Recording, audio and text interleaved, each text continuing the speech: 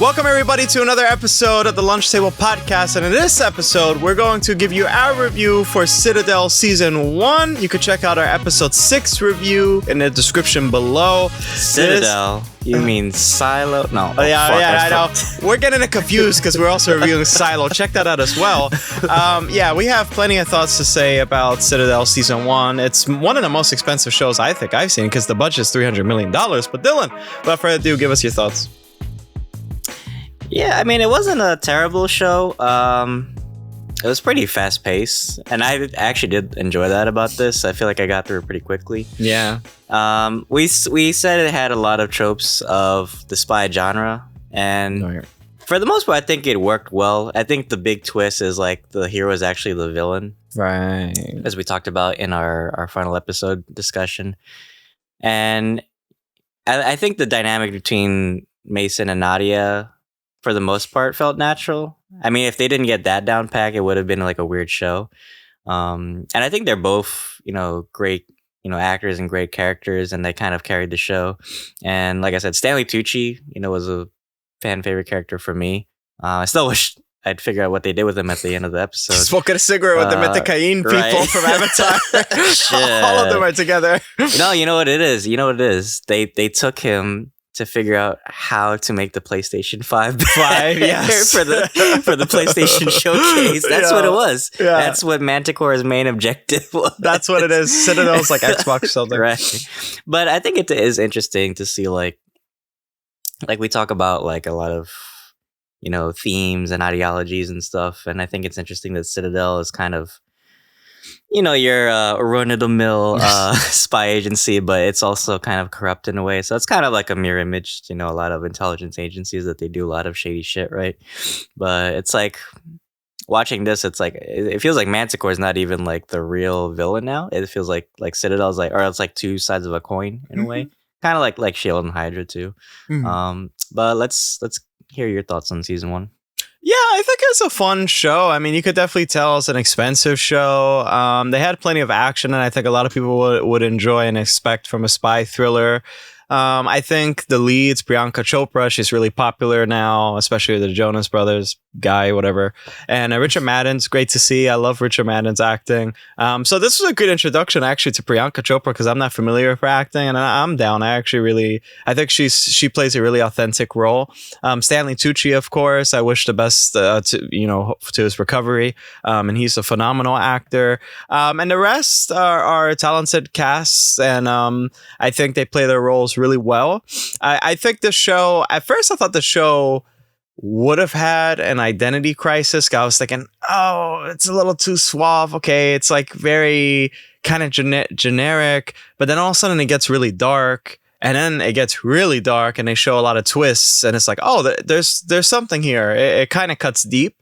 Not in a sense of themes, but rather just the characters and what they're going through. And I'm thinking maybe if they're building the Spyverse, eventually all these characters will end up being like superheroes in like the MCU. It's like, oh yeah, remember Mason Kane? Yeah, that show Citadel season 1 long time ago. Oh, he came back. It's like something cool like that. But for the most part, I think the show is not one note. I think that there's a lot of complicated issues that's talked about, and it's multifaceted, and that's what I like. And I think you would expect that for like a spy thriller, for it to be complicated and high stakes. I just feel like the memory thing was really cool to implement there, and I could see that being utilized in the future, but sometimes it's a cop-out, and sometimes that's leads to the flashbacks that I said in episode 6 review. I feel like those are quite jaunting at times and get in the way. And for the most part, those flashbacks aren't very exciting. Like in episode 3, I thought it was exciting, but for the rest, I didn't think like a lot of the flashbacks were exciting. It was just dialogue. So usually it's like a big setup. It's like they're about to do this mission and we're about to shoot, and then boom, flashback, they're talking, they're drinking coffee, whatever, and it's like not it gets you out of the action, and then boom, back to the action. It's like, I didn't, what the hell just happened? And I don't enjoy that. But my last critique is also the LUT. I wasn't a big fan. Like the color grading makes it distinct, but it also makes it very dark. And sometimes someone could consider that an excuse. Like when you have fast-paced, shaky camera while somebody's like doing some choreography, it's like, oh, you're doing that because you don't want to show the stunt double's face, or like you're doing that because there's lack of actual good choreography. Sometimes it feels like that here, but I think it's honestly just like a flavor of the show rather than trying to cover up something. And I sometimes it could have been a detriment. But again, it's its own unique identity. So I'll grant it that it sure is unique. But yeah, enough of me. Let me get you. Fair points. Let's talk a little bit about the action.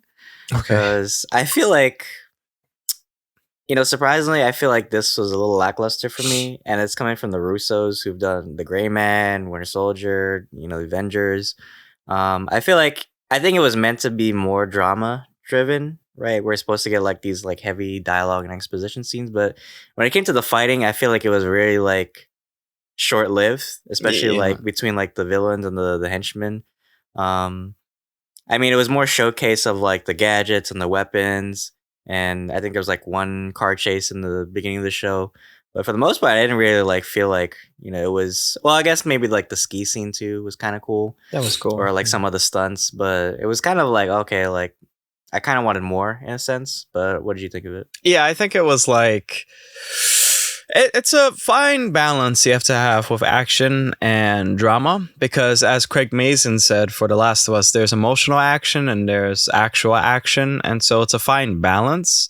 And they try to cater to both. And that makes sense because you could either do it like those 1940 spy thrillers, or you could do it as an actual action movie like Fast and Furious. Sometimes with the color grading and just the suit designs that Mason had and the cars and stuff, it kind of seemed a little bit too Fast and Furious-y. But yeah, I mean, the blocking wasn't the best.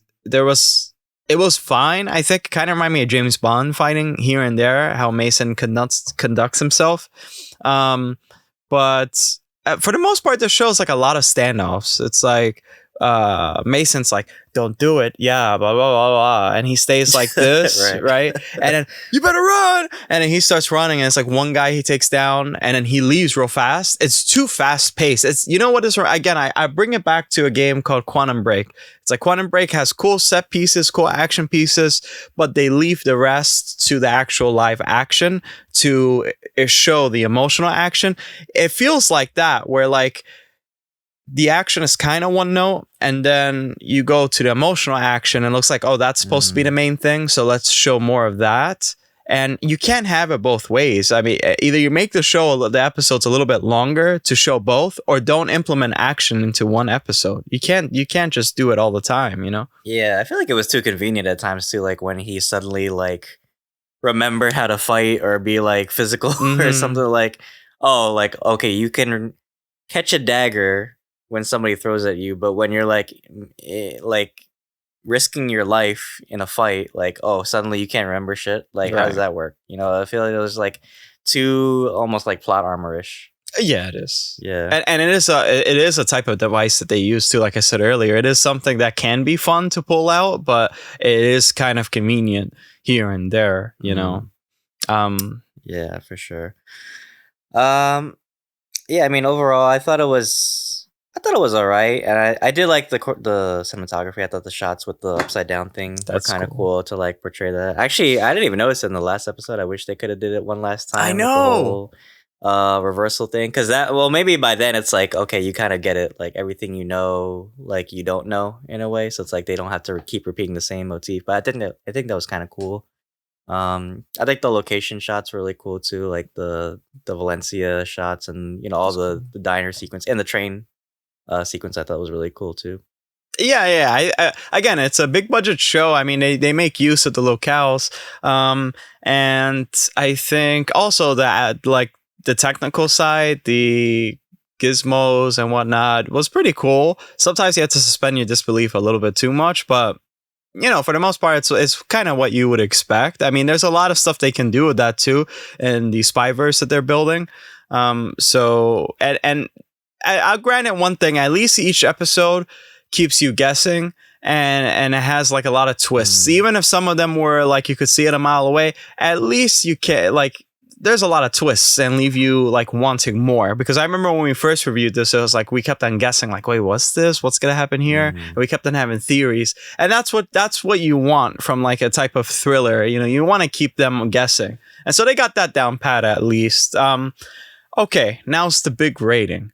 I want to get your rating for Citadel season 1 in total. Ooh, all right, rating. I'm gonna give this a generous 8 out of 10.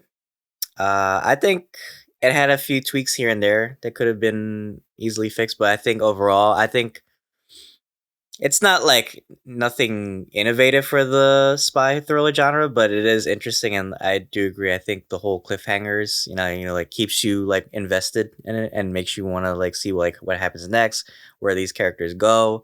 I think the flashback scenes were a little, like you said, jaunting towards the end, but I think it's important to understand the characters in the present and the whole understanding of like Mason Kane and Kyle Conroy are like two different people, and the finale kind of like, you know, close that bridge or that gap together, and now it's makes you wonder like, you know, where does he go from here, you know, for next season. You know, it's like now it's like, do we hate our protagonist or do we almost root for him in a way? I think that's an interesting thing that they play with. So yeah, 8 out of 10 for me. I thought, you know, action was okay. Music was pretty good for the most. I do love the intro with the whole, you know, like the theme song. And yeah, I think the actors, you know, really carried the show. But let's hear your rating.